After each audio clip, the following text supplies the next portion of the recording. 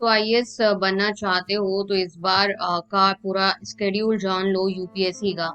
क्या स्केड्यूल है यूपीएससी की, कौन सी डेट्स हैं, पूरा स्केड्यूल जानने की, कौन से फॉर्म कब निकलेंगे, ये आपके लिए बहुत ही ज्यादा इम्पोर्टेंट इन्फॉर्मेशन है। देखिए guys, union public service commission की परीक्षा जो कि 2023 में होगी, इनके फॉर्म जो है वो फरवरी महीने में जारी किए जाएंगे।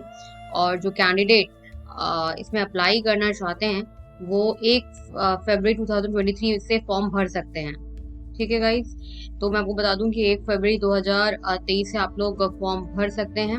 और ये फॉर्म जो है ये आपके उपलब्ध हो जाएंगे ऑनलाइन।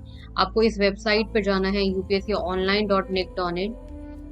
इसके साथ ही इस वेबसाइट से भी जानकारी आपको मिल जाएगी, जो upsc.gov.in की जो वेबसाइट है। ध्यान रहे, ये स्टार्ट भले ही 1 फरवरी 2023 से हो जाएंगे, पर ध्यान रहे इसकी फॉर्म भरने की जो लास्ट डेट है वो 21 फरवरी 2023 है। आवेदन शुरू होने के पहले इस बारे में नोटिस अभी जारी किया जाएगा और कैंडिडेट आधिकारिक वेबसाइट से इसे चेक भी कर सकते हैं। नोटिस के साथ ही यूपीएससी आईएएस परीक्षा का सिलेबस भी जारी आपको इसी वेबसाइट पे मिल जाएगा।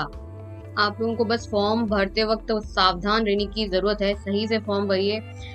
फॉर्म में आपको काफी सावधानी रखनी है। जैसे कि आपने एक इंटरव्यू सुना होगा, एक यूपीएससी टॉपर जो कि श्रुति शर्मा है, कि उन्होंने फॉर्म गलत भरा था, असफल हुई, उसके बाद फिर वो आईएएस टॉपर बनी श्रुति शर्मा।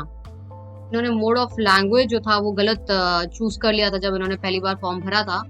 जैसे कि आपको बताया गया है कि इस बार श्रुति शर्मा जी ने दूसरी बार फॉर्म भरा था।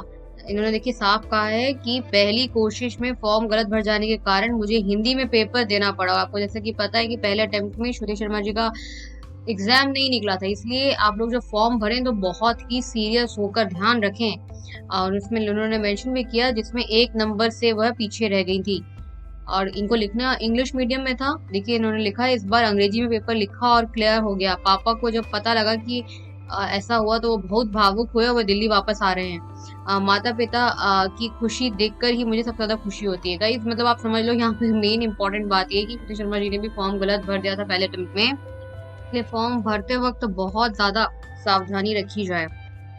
गाइस यूपीएससी आईएएस या सिविल सर्विस परीक्षा के फॉर्म 2 चरणों में भरे जाते हैं और फॉर्म भरते समय आपको काफी सावधान रहना है। थोड़ी कोई भी गलती नहीं होनी चाहिए। मैंने आपको बात अभी ये बता दी कि थोड़ी सी गलती आपको आपका एक अटेम्प्ट मिस करवा सकती है। और फॉर्म भरने के लिए साफ तौर पर इंस्ट्रक्शन भी वहाँ पे मेंशन रहते हैं, उन्हें ठीक से आपको पढ़ना है और उसके बाद ही एप्लीकेशन भरना है। एप्लीकेशन फॉर्म भरने के लिए जिन डॉक्यूमेंट की जरूरत होती है उनको भी आप अपने साथ रखें। वैलिड ईमेल आईडी और फोन नंबर, यूपीएससी द्वारा मेंशन किए गए स्कैन सिग्नेचर और फोटोग्राफ, वैलिड और फोटो आईडी कार्ड और डिटेल्स और दूसरी जगह जो दूसरे डॉक्यूमेंट्स की जरूरत होती है वो सब आपको अपने पास रखना होगा। इसके साथ ही योग्यता का डिस्कशन कर लेते हैं कि मतलब कौन लोग ये फॉर्म भर सकते हैं।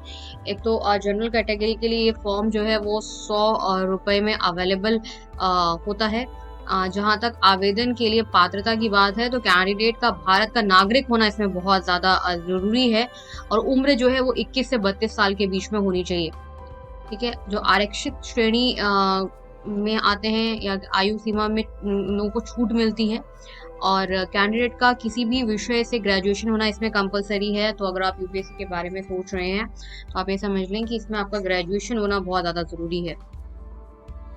ठीक है, और अंतिम साल के कैंडिडेट भी आवेदन कर सकते हैं, बस नियुक्ति के समय उनका ग्रेजुएशन पूरा होना जरूरी है और स्नातक की डिग्री मान्यता प्राप्त यूनिवर्सिटी से ही ली हुई हो। ये इम्पोर्टेंट है। अगर आप यूपीएससी का इस साल फॉर्म भर रहे हैं तो ये इम्पोर्टेंट इन्फॉर्मेशन आप तक पहुंचा दी गई। इस चैनल को सब्सक्राइब कर लें इसी तरह की इन्फॉर्मेशन की जानकारी सबसे पहले अपने तक पाने के लिए।